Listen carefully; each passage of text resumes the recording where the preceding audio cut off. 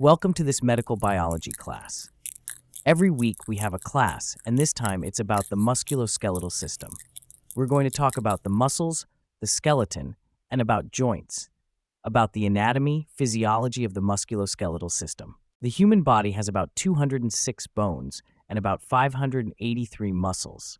The musculoskeletal system has several functions, but the most important is, of course, movement. The skeleton, joints, and muscles work together to make movement possible. This is all controlled by the nervous system. By contracting a muscle, a bone moves. In addition to movement, the skeleton and muscles are also important for protecting certain organs. For example, the brain is protected by the skull, and the intestines are protected by the abdominal muscles. In addition to movement and protection, shaping the body is also a function. The bones determine our length, width, and the muscles our shapes. Think of a bodybuilder, for example. Another important function is the production of blood cells, actually stem cells. These are produced in the bone marrow. In addition to the production of blood cells, it is also responsible for the storage of certain substances. In the bones, you have calcium and fats that are stored there, and in the muscles, glucose is stored. The sugar that we eat is converted into glucose. We discussed this in the lesson about the digestive tract. A part that is too much goes to the liver, but also some of the glucose goes to the muscles. And another function is the production of heat. By moving, we get warm. All this is the physiology of the musculoskeletal system. We haven't talked about anatomy yet. How is the musculoskeletal system built? For example, what is the smallest bone in our body? This was discussed in the lesson on sensory organs. The smallest bone is found in the auditory ossicles.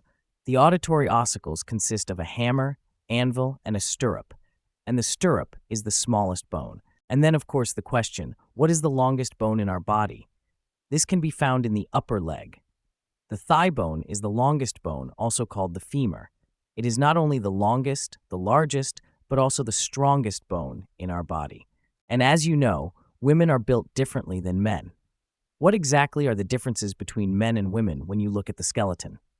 For example, the arms and legs of women are crooked. Let the arms hang down and point the palms of the hands forward. If a man and a woman stand next to each other, you can see the difference. In men, the arms are straight. This can be disadvantageous for women in certain sports, for example, weightlifting. If the arms are slightly crooked, the load on the weights is too heavy. Another difference is in the shoulders and hips. In men, slightly broader shoulders and slightly narrower hips. For example, a woman must be able to bear a child, and that is not possible with very narrow hips. The human skeleton has about 206 bones, and these bones can be divided into groups, into types of bones. To start with, we have the irregular bones. Bones with an irregular shape are the vertebrae. They have a round shape with protrusions. Another group of bones are the long bones, also called tubular bones, and you find them in the arms and legs, for example, the femur and the humerus. These are all long tubular bones. And then we also have the flat bones, for example, the skull and shoulder blade, which are flat in shape. The ribs also fall under the flat bones. And the last group are the short bones. These bones are found in the hands and feet. Here you find a lot of small bones. And how are the bones formed? In the lesson about cells, we learned that the human body consists of billions of cells, and if certain cells have the same shape and the same function, then we speak of a tissue. And different types of tissue then form an organ. The skeleton is also made up of different types of tissue. It consists of bone cells, among other things. The outside is covered with the periosteum, and inside the bone lies the bone marrow. The blood vessels run through the bone. The arteries bring nutrients and oxygen, and the veins remove the waste from the cells. The lymphatic vessels also remove waste from the cells. We just talked about the irregular bones. These are the vertebrae. But how many vertebrae do we actually have? What makes up the spinal column?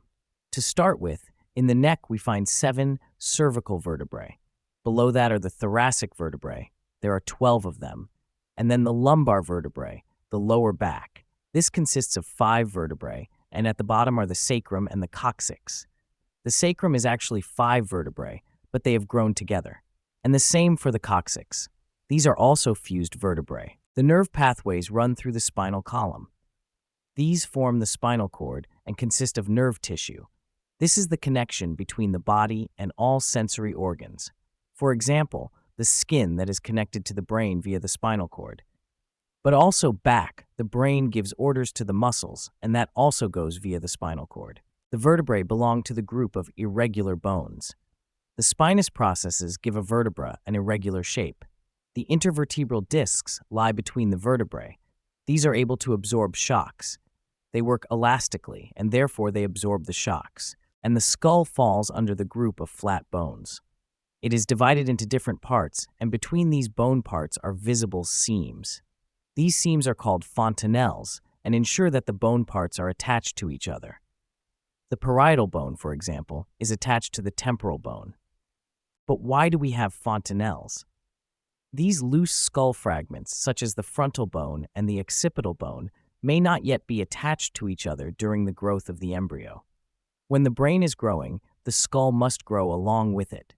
If the skull were already formed, the brain could not grow larger, it would be squeezed. That is why the loose skull fragments grow along with it. Only when the brain is fully grown and large enough do the bone fragments start to attach to each other. Then the fontanelles start to close, and after the first year of life, after a year and a half, the skull is closed.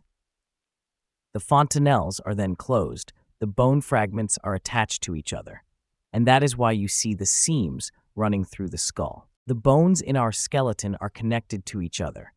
The upper leg, for example, is connected to the lower leg. The same goes for the arms, of course, but so do the rest of the bones. What is the part where the bones are connected called? The part where bones come together, are connected to each other, is called a joint. We have all kinds of joints in our body. In the joint, you will find, among other things, cartilage. This is able to absorb shocks. In the picture, you see a knee joint with cartilage in it. And in the knee joint, there is another kind of cartilage, the meniscus. Around it are ligaments to keep the joint together. And then you find a fluid in the joint cavity, with a joint capsule around it, otherwise the fluid runs away. All this together forms a joint. We have different types of joints in our body. One joint is made to be able to rotate bones, while with another joint, the bones can only move up and down. We divide these joints into hinge joints, ball joints, saddle joints, and pivot joints. Take the hinge joint, for example. This ensures that the bones can move forward and backward, just like a hinge. This joint is found in the elbow. The knee is also a hinge joint. The joint where the thumb is attached to the hand is a saddle joint. You can rotate around 2 axes. Then we have the ball joints. You can find these in the shoulders and in the hips. It is called a ball joint because one part of the bone consists of a round shape.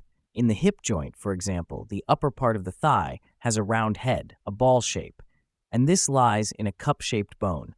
This allows much more freedom of movement, because rotating movements are possible. Finally, we have the pivot joint. This is located in the neck. The upper vertebrae, the atlas and the gyrus, together form a pivot joint. This allows the bones to rotate from left to right in relation to each other. So we have approximately 206 bones, and these are connected to each other by means of a joint. We know that muscles can move bones under the control of the brain. But how are muscles attached to bones? The connection between the muscles and the bones are the tendons. When a muscle contracts, it connects to the bone via a tendon. Finally, in this lesson, a medical term, the word antagonist. You will encounter this word more often during my lessons. What does the word antagonist mean? An antagonist means opposite. In this case, for example, the biceps. The forearm rises when the biceps contract, and with the triceps, the forearm comes down again. The triceps therefore work in the opposite way. You also encounter this word in medicines, for example. An opiate, a very strong painkiller, has Narcan as its antagonist. This works in the opposite way. Thanks again for your attention. It's great that you're following these lessons. I hope that this lesson has stimulated your curiosity. If anything is unclear, or if you have any questions, please visit humanbodytour.com, the website for anatomy, physiology, and pathology. I hope to see you again at the next lesson. See you soon.